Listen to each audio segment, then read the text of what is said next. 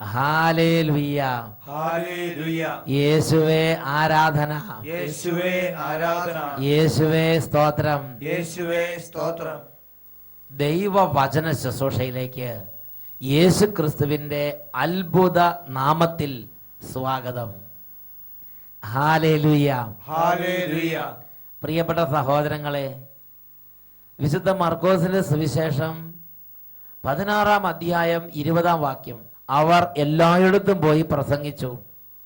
കർത്താവ് അവരോട് കൂടെ പ്രവർത്തിക്കുകയും അടയാളങ്ങൾ കൊണ്ടും അത്ഭുതങ്ങൾ കൊണ്ടും അവരുടെ വചനം സ്ഥിരീകരിക്കുകയും ചെയ്തു.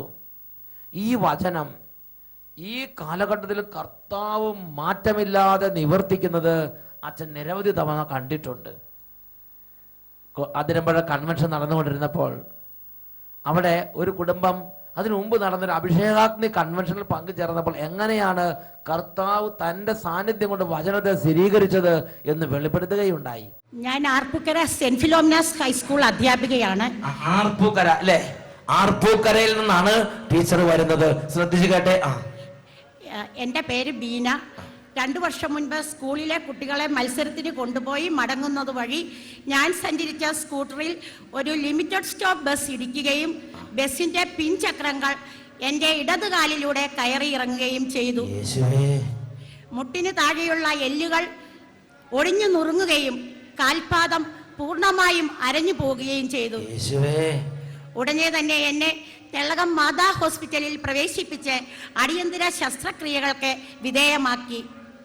കാലുകൾ രക്ഷിച്ചു കിട്ടുമോ എന്ന് പോലും ഡോക്ടേഴ്സ് ആശങ്കപ്പെട്ടതുകൊണ്ടും 2 ദിവസം വെയിറ്റ് ചെയ്തതിന് ശേഷവും നടന്ന മൈക്രോവാസ്കുലർ സർജറിയിലൂടെ അരഞ്ഞുപോയ ഞരമ്പുകളിൽ കുറേ ഭാഗം ചേർത്ത് വയ്ക്കുകയും ശരീരത്തിൻ്റെ മറ്റു ഭാഗങ്ങളിൽ നിന്നും എടുത്ത മസിലുകൾ പിടിപ്പിച്ച് പ്ലാസ്റ്റിക് സർജറി നടത്തുകയും ചെയ്തു. 6 മാസം ഞാൻ കാലുകൾ അനക്കാതെ വീട്ടിൽ കിടന്നു. തുടർന്നുള്ള ശസ്ത്രക്രിയകൾ എല്ല് പൊടിഞ്ഞതും ഓർത്തോ സംബന്ധവുമായ ബാക്കി എല്ലാ ശസ്ത്രക്രിയകളും പ്ലാസ്റ്റിക് സർജറി വെച്ച് പിടിപ്പിച്ച ഭാഗങ്ങൾ ഉണങ്ങിയതിന് ശേഷം നടത്താമെന്ന് ഡോക്ടേഴ്സ് അറിയിച്ചു.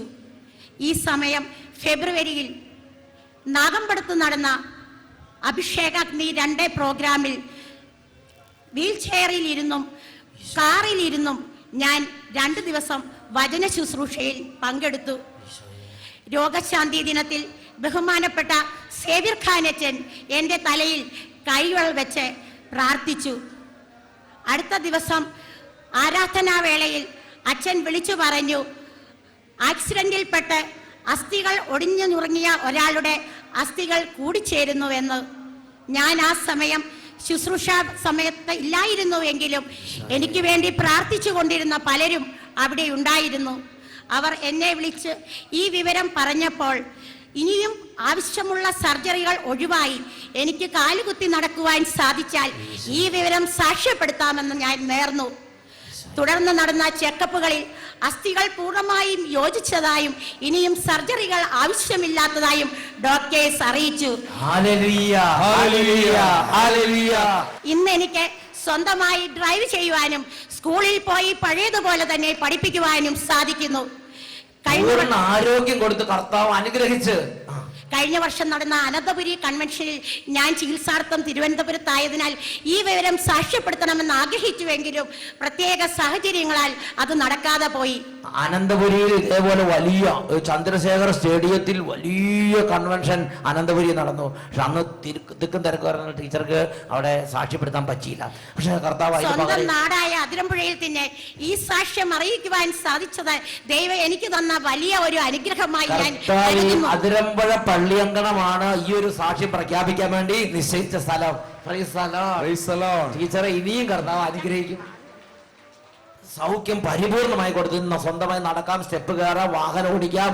അങ്ങനെ കർത്താവ് പരിപൂർണമായി കാലുകളെ ജീവൻ നൽകി അങ്ങ് അനുഗ്രഹിച്ചു. അത് ശരിക്കും പറഞ്ഞാൽ ടയറ് കയറി അരഞ്ഞങ്ങോട്ട് പോയി മസിലുകളും അസ്ഥിയൊക്കെ അങ്ങോട്ട് പൊട്ടിഞ്ഞ് അതുപോലെ ഇനി തിരിച്ച് ഇത് ശരിയാകാൻ ഡോക്ടർമാർക്ക് പോലും ഒരു ആശങ്കയായിരുന്നു. പക്ഷെ പെട്ടെന്ന് ആ കൺവെൻഷന്റെ ആ ആരാധനയുടെ സമയത്ത് ഈശോ നൽകിയ വെളിപ്പാടനുസരിച്ച് അസ്ഥികൾ പൊടികളെല്ലാം കൂടിച്ചേരുന്നു. അതോടുകൂടി അസ്ഥികൾ പെട്ടെന്ന് ചോദിച്ചു ഇപ്പൊ സാധാരണ ആരോഗ്യമുള്ളവരെ പോലെ കർത്താവ് ഉയർത്തി.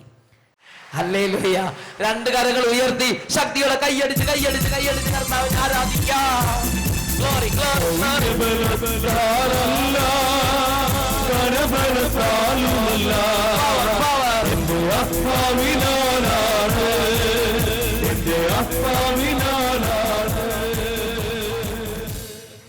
ഹല്ലേലൂയ.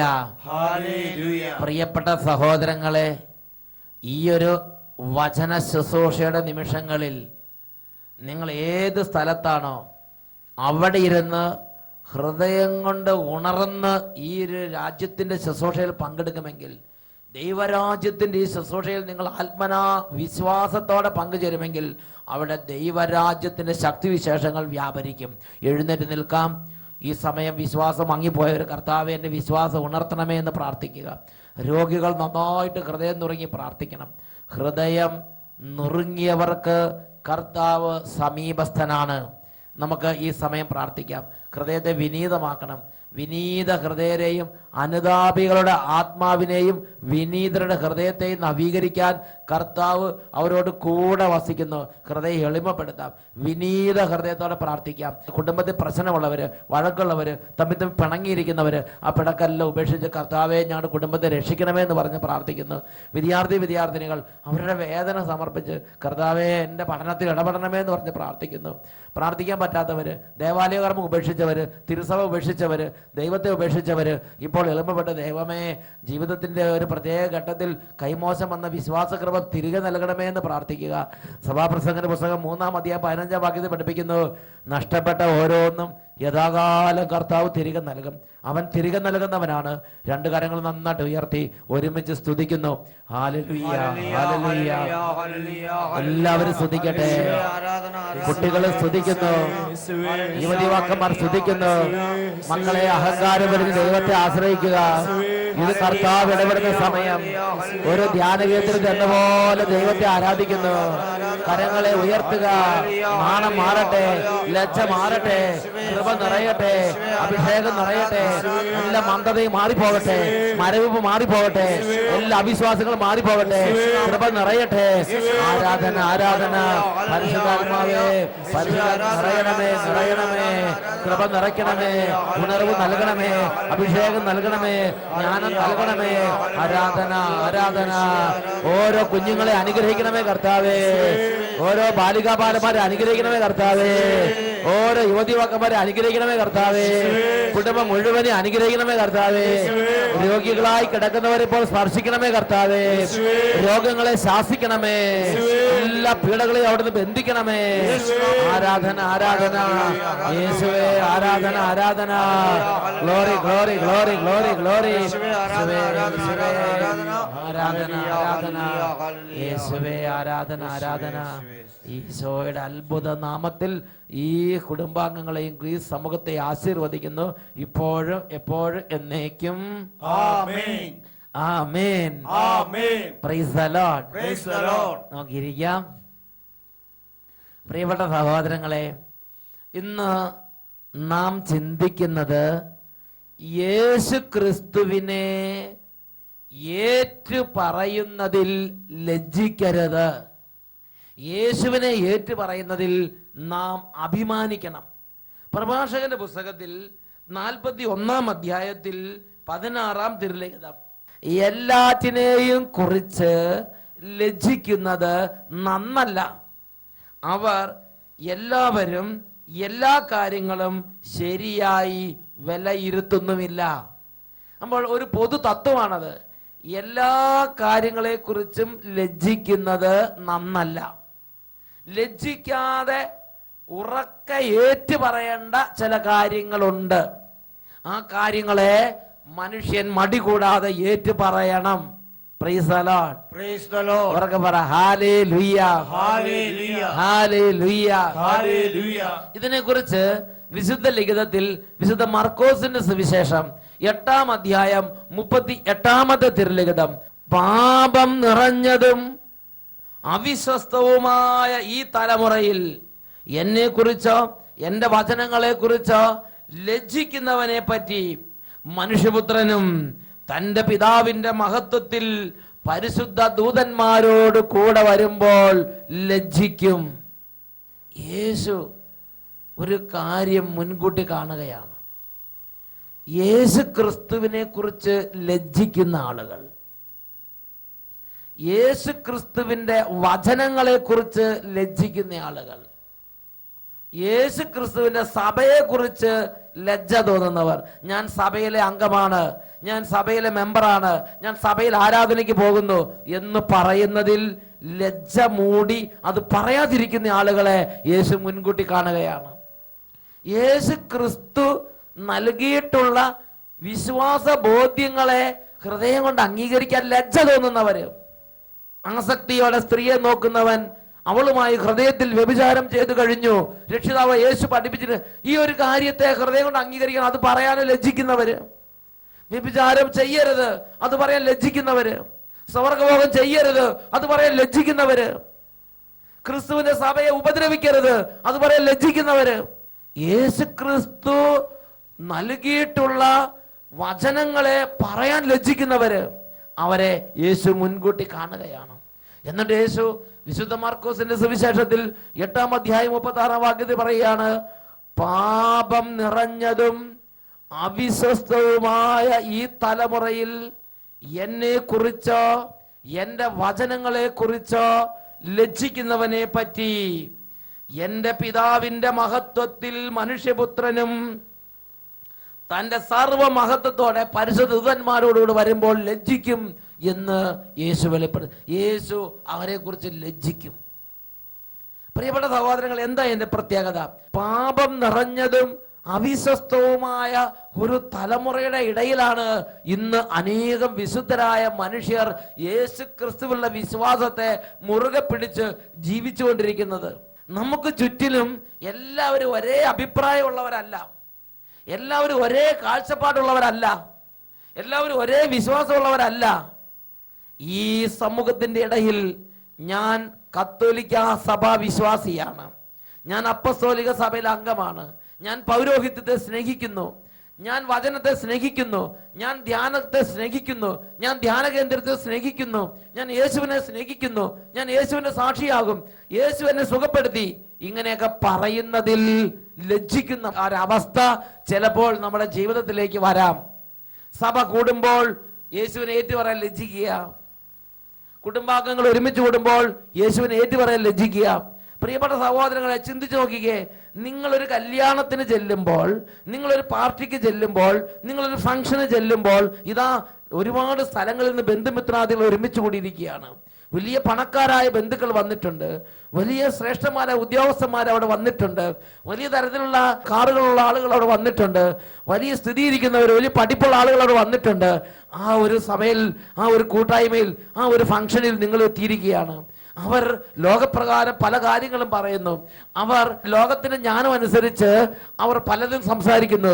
അതിനിടയിൽ യേശു ക്രിസ്തു നമുക്ക് വേണ്ടി മരിച്ചു, യേശു ക്രിസ്തു സഭയിൽ നമ്മൾ പോകണം, യേശു ക്രിസ്തുവിനെ ആരാധിക്കണം, ഇങ്ങനെ യേശു ക്രിസ്തുവിനെ കുറിച്ചും യേശു ക്രിസ്തുവിന്റെ വചനങ്ങളെ കുറിച്ചും യേശുവിന്റെ കാര്യങ്ങളെ കുറിച്ചും അവിടെ പറയാൻ നിനക്ക് ലജ്ജ തോന്നുന്നുവോ? നിനക്ക് അതിനൊരു മടി ആ സമയത്ത് തോന്നുന്നുണ്ടോ? ഒരു ഉത്സാഹക്കുറവ് തോന്നുന്നുണ്ടോ? യേശു ആഗ്രഹിക്കുന്ന ഒരു കാര്യമുണ്ട്. ഏത് സമൂഹത്തിലും, ഏത് യാത്രയിലും, ഏത് അവസ്ഥയിലും യേശു ക്രിസ്തുവിനെ ഏറ്റു പറയാൻ ലജ്ജിക്കരുത്. യേശുവിനെ ഏറ്റു പറയുന്നതിൽ ലജ്ജിക്കരുത്. ഇത് കർത്താവ് ഹൃദയപൂർവ്വം ആഗ്രഹിക്കുന്ന ഒരു കാര്യമാണ്. Hallelujah, hallelujah. പ്രിയപ്പെട്ട സഹോദരങ്ങൾ, ഈ അടുത്ത കാലത്ത് അച്ഛനൊരു യുവാവിനെ പരിചയപ്പെട്ടു. ആ യുവാവ് എന്നോട് പറഞ്ഞത് എങ്ങനെയാണ്? ചെറുപ്പത്തിൽ വേദപാഠം പഠിച്ചു, അതിനുശേഷം ധ്യാനം കൂടി, ഹൃദയം കർത്താവിന് സമർപ്പിച്ചു. അങ്ങനെ അദ്ദേഹം ഒരു ജോലിയിൽ പ്രവേശിച്ചു. ആ ജോലിയിൽ അദ്ദേഹത്തിന് പലതരത്തിലുള്ള വിശ്വാസ പരീക്ഷണങ്ങൾ ഉണ്ടായി. അതിൽ പ്രധാനപ്പെട്ട ഒരു പരീക്ഷണം ഞായറാഴ്ച ദേവാലയത്തിൽ പോകുന്നതിൽ തടസ്സം, ഞായറാഴ്ച ജോലി ചെയ്യണം. രണ്ടാമത്തെ തടസ്സം കടമുള്ള ദിവസങ്ങൾ, ഓഗസ്റ്റ് 15 അങ്ങനെയുള്ള കടമുള്ള ദിവസങ്ങൾ, ആ ദിവസങ്ങളിൽ ലീവ് കിട്ടുന്നില്ല, ദേവാലയത്തിൽ പോകാൻ സമ്മതിക്കുന്നില്ല. പ്രിയപ്പെട്ട സഹോദരങ്ങളെ, ആ വ്യക്തി അതിൻ്റെ തൊട്ട് മുകളിലുള്ള ഓണേഴ്സിനോട് പറഞ്ഞു, അതിൻ്റെ മാനേജേഴ്സിനോട് പറഞ്ഞു, ഞാൻ ഒരു വിശ്വാസിയാണ്, ഞാൻ ഒരു ക്രിസ്ത്യാനിയാണ്, എനിക്ക് ദേവാലയത്തിൽ പോകണം, എനിക്ക് ഞായറാഴ്ച ലീവ് വേണം, എനിക്ക് ഓഗസ്റ്റ് 15 എനിക്ക് കടമുള്ള ദിവസമാണ്, എനിക്ക് പള്ളിയിൽ പോകണം, എനിക്ക് ലീവ് വേണം. അപ്പോൾ ആ മാനേജർ പറഞ്ഞു, ഞാനും ഒരു ക്രിസ്ത്യാനിയാണ്, നീ അതിന് ശാഠ്യം പിടിക്കരുത്, നീ മര്യാദയ്ക്ക് ജോലി ചെയ്യും, ഇവിടെ ജോലി കിട്ടാൻ തന്നെ ഒരുപാട് പേര് പ്രയാസപ്പെടും, നീ ജോലി ചെയ്യണം, നീ ഈ സമയത്ത് ക്രിസ്ത്യാനിയാണെന്ന് പറയരുത്, ഇവിടെ ക്രിസ്ത്യാനിയാണെന്ന് പറഞ്ഞാൽ ഇവിടെ സ്ഥാപനത്തിൽ ജോലി നിൽക്കുക അത്ര എളുപ്പമല്ല. പ്രിയപ്പെട്ട സഹോദരങ്ങളെ, ഈ ചെറുപ്പക്കാരൻ അവൻ വേദപാഠം പഠിച്ചവനാണ്, അവൻ സന്ധ്യാപ്രാർത്ഥന ചെയ്യുന്നവനാണ്, അവന് ഹൃദയത്തിൽ യേശു ക്രിസ്തുവിന് സ്ഥാനം കൊടുക്കുന്ന വ്യക്തിയാണ്.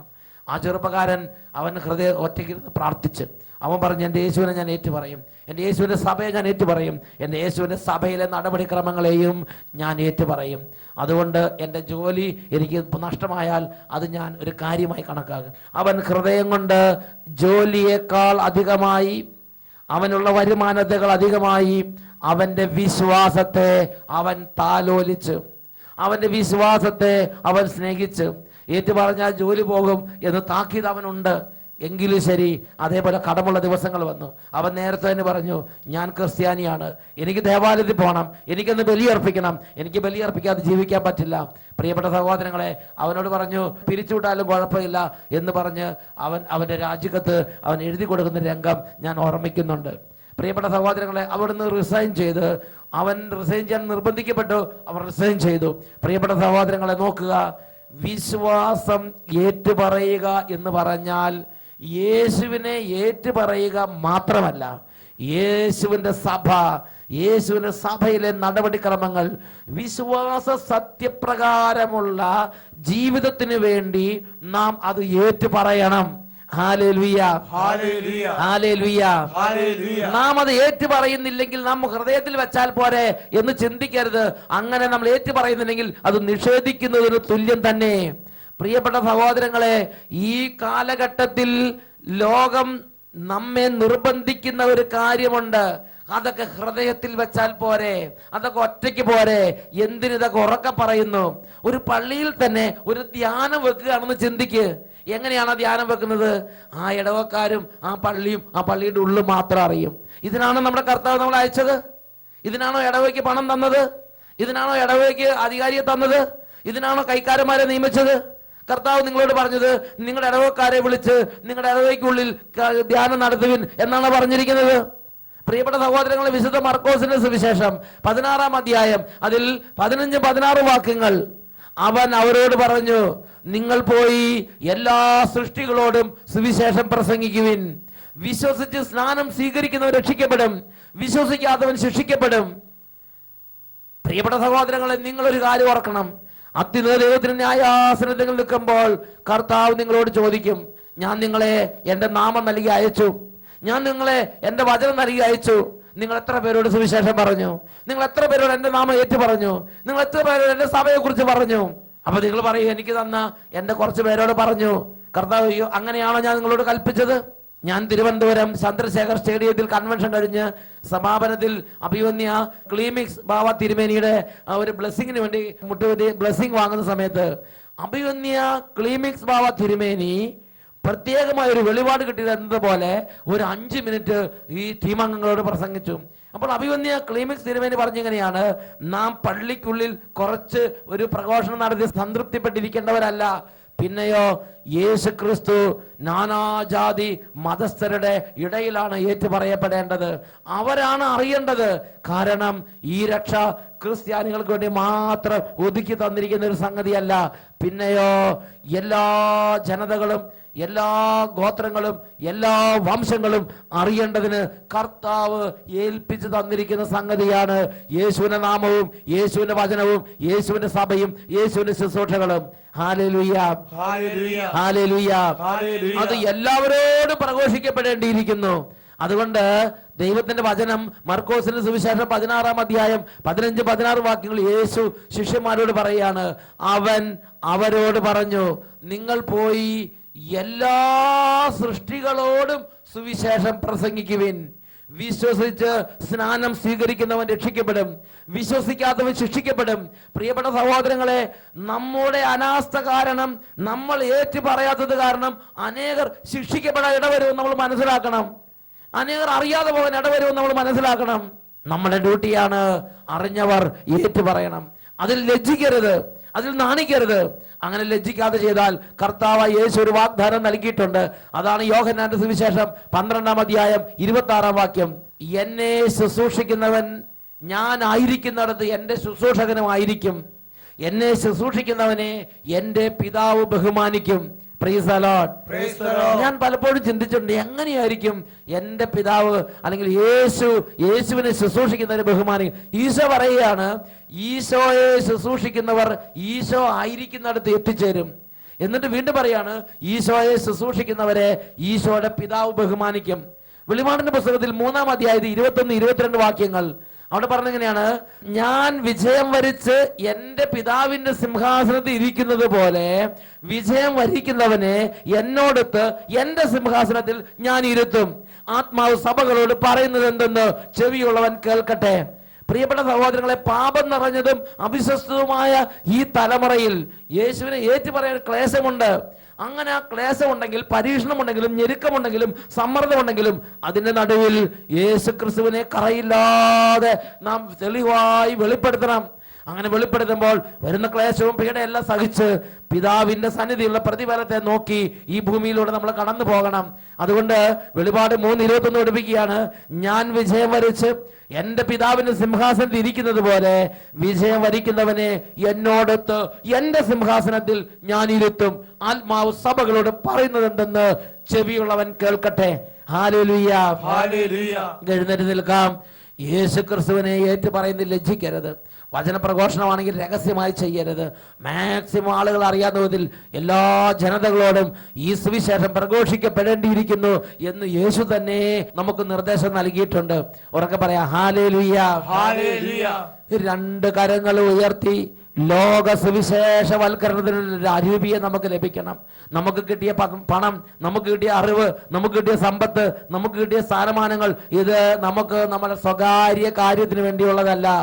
യെശയ്യായുടെ പുസ്തകം 49-ാം അധ്യായം 3-ാം വാക്യം, ഇസ്രായേലേ നീ എൻ്റെ ദാസനാണ്, ഞാൻ നിന്നിൽ മഹത്വം പ്രാപിക്കും, കർത്താവ് അരുളി ചെയ്യുന്നു. കരങ്ങൾ ഉയർത്തി സ്തുതിക്കാം. Hallelujah, hallelujah. കർത്താവേ അഭിഷേകം ചെയ്യണമേ, കർത്താവേ അഭിഷേകം ചെയ്യണമേ. ക്ഷീണങ്ങൾ മാറട്ടെ കർത്താവേ. സുവിശേഷത്തിന് ആത്മാവ് നിറയട്ടെ, അത്ഭുത അഭിഷേകം നിറയട്ടെ. ആരാധന, ആരാധന. ഓരോ കുടുംബങ്ങൾ ഉണരട്ടെ, ഓരോ ആത്മാക്കൾ ഉണരട്ടെ. ഇന്നോളം യേശുവിനെ കുറിച്ച് ലജ്ജിച്ച ആരെങ്കിലും ഉണ്ടെങ്കിൽ അവരിൽ നിന്ന് ലജ്ജയുടെയും മൂഢതയുടെയും വഷളത്വത്തിന്റെയും അടിമത്തത്തിന്റെയും അന്ധകാരത്തിന്റെയും അരൂപികൾ വിട്ടുമാറി പോകട്ടെ. കൃപയുടെ അഭിഷേകം, ഉണർവിന്റെ അഭിഷേകം, സാക്ഷ്യത്തിന്റെ ആത്മാവ് നിറയട്ടെ. ആരാധന, ആരാധന, ആരാധന. യേശുവേ, യേശുവേ, യേശുവേ, യേശുവേ. ആരാധന, ആരാധന. യേശുവേ, ആരാധന, ആരാധന. യേശുവേ, ആരാധന, ആരാധന. യേശുവേ നന്ദി, യേശുവേ സ്തുതി, യേശുവേ നന്ദി, യേശുവേ ആരാധന. വിശുദ്ധ മാർക്കോസിന്റെ സുവിശേഷം 16-ാം അധ്യായം 15-16 വാക്യങ്ങൾ. അവൻ അവരോട് പറഞ്ഞു, നിങ്ങൾ പോയി എല്ലാ സൃഷ്ടികളോടും സുവിശേഷം പ്രസംഗിക്കുവിൻ. വിശ്വസിച്ച് സ്നാനം സ്വീകരിക്കുന്നവൻ രക്ഷിക്കപ്പെടും, വിശ്വസിക്കാത്തവൻ ശിക്ഷിക്കപ്പെടും. Hallelujah, hallelujah.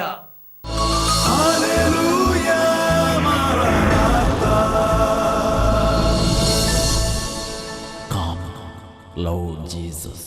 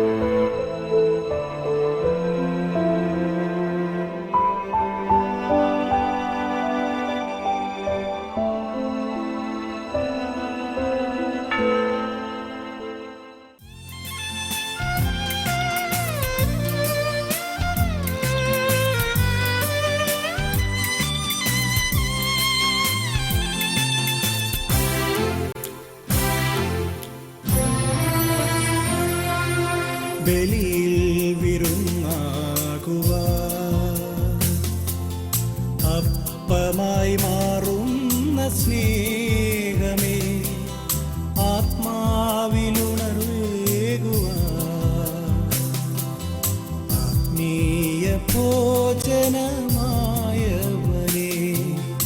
ആർദ്ര സ്നേഹദായകനേ, ദിവ്യകാരുണ്യമേ, ഈശോയേ.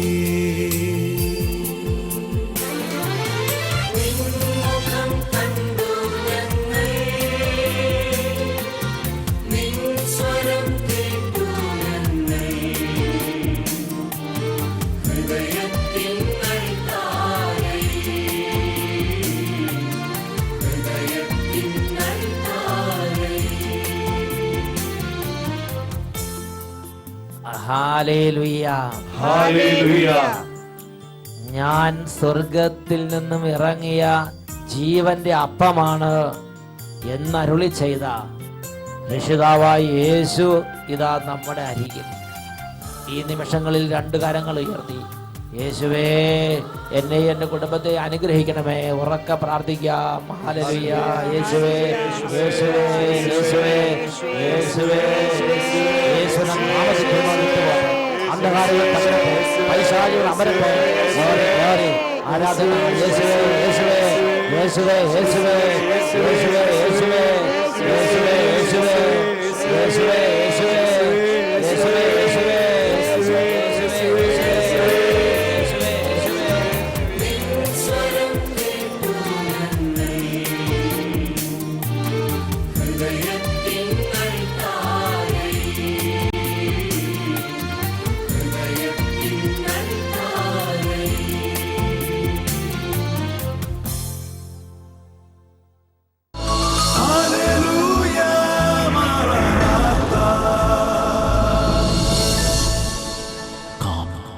Lord Jesus.